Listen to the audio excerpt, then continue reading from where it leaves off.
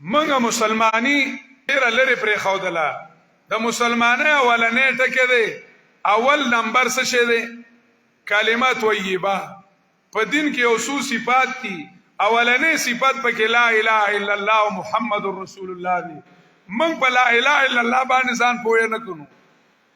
من په محمد رسول الله باندې ځان پوهه نه کو الله منو او د الله نه منو پیغمبر منو او د پیغمبر نه منو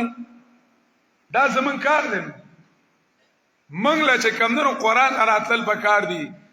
مسله د قدا چې مون قران پر خودل دي مسلمانانو قران پر خودل دي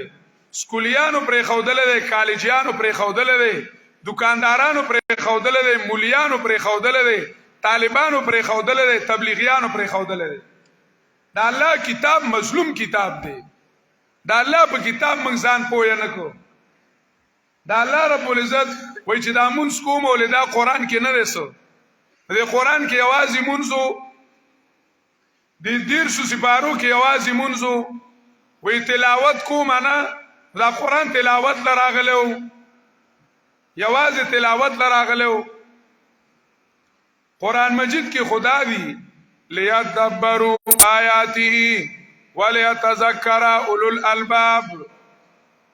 د دې لپاره چې سوچو کې بده کې تا بده کې سوچو کو لیدبروا آیاته وليتذكر اولو الالباب چې دې سوچو کې دې پایاتونو کې وليتذكر اولو الالباب او چې نصیحت والی عقل والا هغه ته عقل والی او سوچو کې فکر وکي منګ د الله کتاب ډیر لري پرې خو دو د قیامت پر چې د الله درباري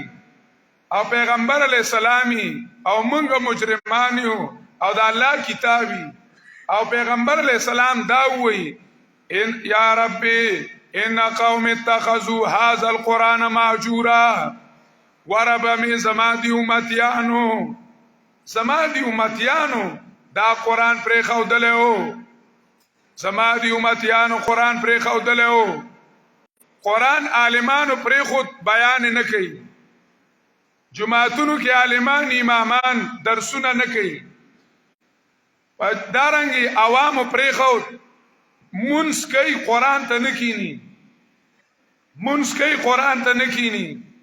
سکولیانو کالجیانو پرې خود انګلیش د کوي د الله کتاب نس د کوي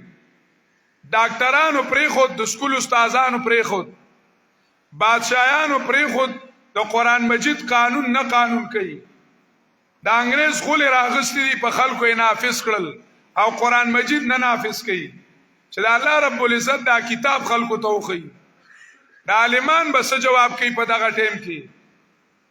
دا طالبان بس جواب کوي په دغه ټیم کې او دا رنګ دا نارینه بس جواب کوي زنانه بس جواب کوي او دا بادشاہان بس جواب کوي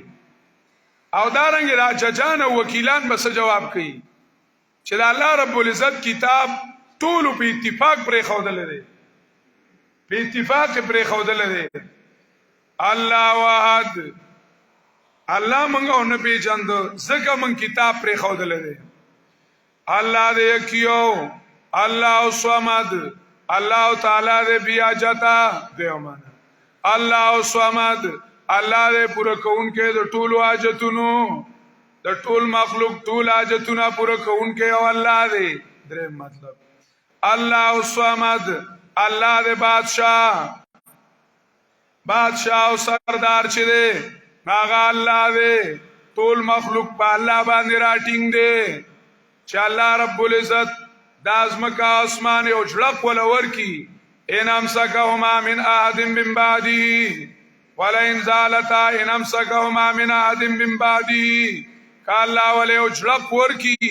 سو کې راټینګول نشي نو سمد راټینګون کی ته وای د دې کائنات راټینګون کې الله دې چې الله دې راټینګ نکي نو څوک دې راټینګول نشي توکل او ځان مړه په الله اوس پارا ته مخلوق ته ځان سپاري الله الصمد